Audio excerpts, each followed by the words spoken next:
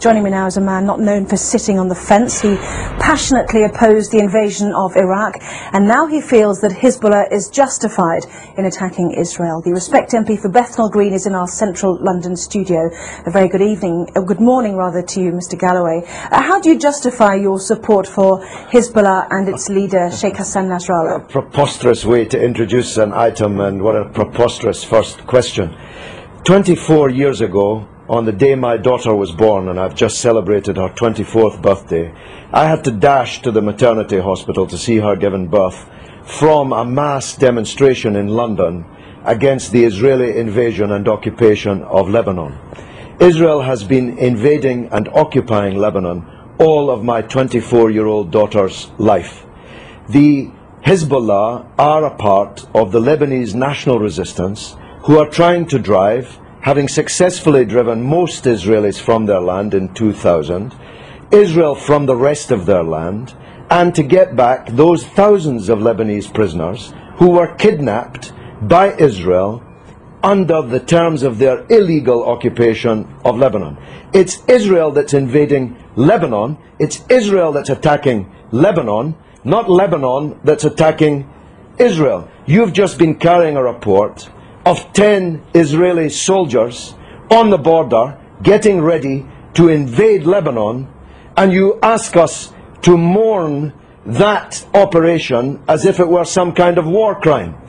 Israel is invading Lebanon and has killed 30 times more Lebanese civilians than have died in Israel. So it's you who should be justifying the evident bias which is written on every line on your face and is in every nuance of your voice and is loaded in every question that you ask. Right, you put your finger on the button though, didn't you, when you said that Hezbollah was set up back in the 1980s in order to remove every Israeli soldier from Lebanese soil. As you said, it achieved that in 2000. No, it didn't. This is a setback. No, it didn't. It didn't. This is a key point that you're concealing from your viewers. Israel was forced out of most of the south of Lebanon in 2000.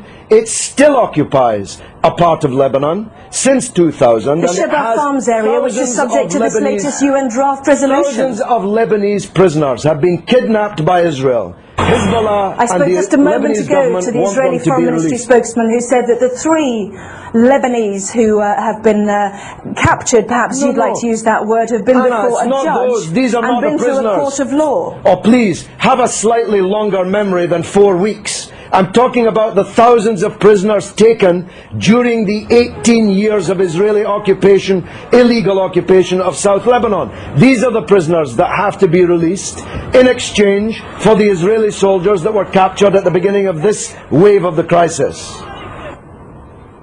Can I ask you about a report that's in today's Sunday Telegraph, which showed that Iran has given Hezbollah long-range missiles capable of targeting any part of Israel. Iran, according to this Iranian MP who helped found Hezbollah, has also said that Iran has given the authorization to target Tel Aviv. Can you blame Israel for wanting to destroy those missiles? This is preposterous. America has given Israel missiles that can target not just every city in Lebanon, but every city in the Arab and Muslim world, including Iran. Why should America be allowed to give long-range missiles to Israel, including hundreds of nuclear missiles, but Iran is not allowed to give missiles? Because it's given it to a terrorist organization. But they're not a terrorist organization. Only in the mind of Rupert Murdoch's Sky and the Times and the Sun and the News of the World. I'm going to stop you there, Mr. Galloway. Prescribed terrorist organizations. One man's terrorist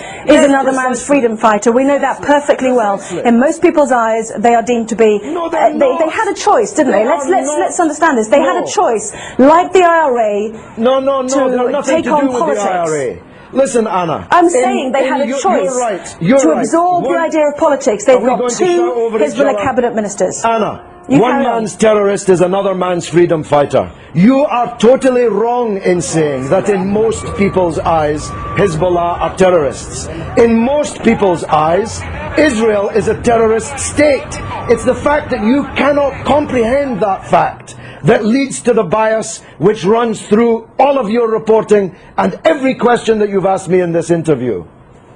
Can Can I ask you one question? I was relating to the IRA and Sinn Féin. They have decided to embrace politics. Hezbollah had the chance to embrace politics. They've already got two cabinet ministers. They're well respected in the south. In politics. They are. That's what I'm saying. Of the south if you listen to me, I'm saying they've got two cabinet ministers already. They had a chance to do that. Why did they need to capture and kill Israeli soldiers on the border? Surely that sets back their ambitions to be a political force inside a democratic Lebanon. Look, because Israel occupies their country and holds thousands of their compatriots as kidnapped hostages in their dungeons. It's really very simple, except if you think only in a clock that goes back 4 weeks.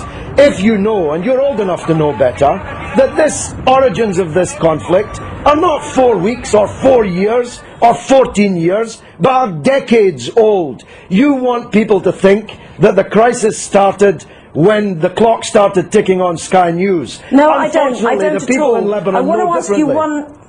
Yeah, I want to ask you one final question.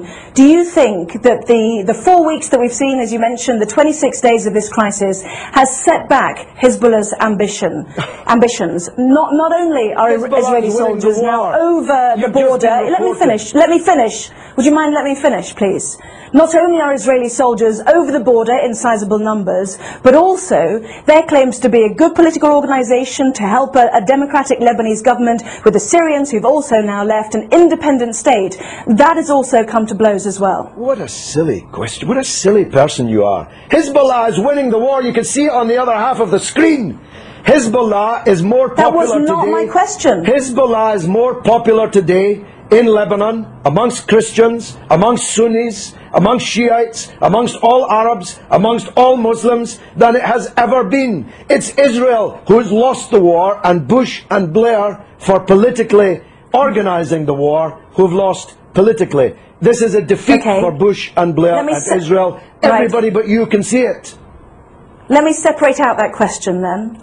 Is it a setback, given that Hezbollah was set up in order to get Israeli soldiers off Lebanese soil, that there are now more Israeli soldiers on Lebanese soil than there were 26 days ago? Well, they seem to be getting a bloody good hiding on the other half of the screen that I'm watching. Maybe you can't see it, but I'm watching them getting a bloody good hiding in the war. So if that's a success, I'm not sure what a failure would look like. The reality is that this conflict will go on. The United Nations resolution solves nothing, gives Lebanon nothing, gives the prisoners in Israeli dungeons nothing, and as Anne Clwyd, my erstwhile colleague, was just saying, Israel has just kidnapped even more Palestinian politicians, cabinet ministers, members of parliament, and thousands of others held in Israeli dungeons, and this war will continue until the overall settlement is reached. That settlement must mean Israeli withdrawal from all occupied territory that it currently holds since the war in 1967, the release of all political prisoners, and a state for the Palestinians with East Jerusalem as its capital. No justice, no peace. You're not going out of business as a newscaster in Jerusalem anytime soon, believe me. Well, as usual, you have prompted a huge email response, both for and against you, Mr. Galloway, so we'll leave it there. I have to say that some people might find it offensive when more families are mourning their dead to hear you say that it was a bloody good hiding. So you don't give a damn. You don't even know about the Palestinian families. You don't even know that they exist. Tell me the name of one member of the 7 members of the same family slaughtered on the beach in Gaza by an Israeli warship. You don't even know their name, but you know the name of every Israeli soldier who's been taken prisoner in this conflict, because you believe, whether you know it or not, that Israeli blood is more valuable than the blood of Lebanese or Palestinians. That's the truth, and the discerning of your viewers already know it.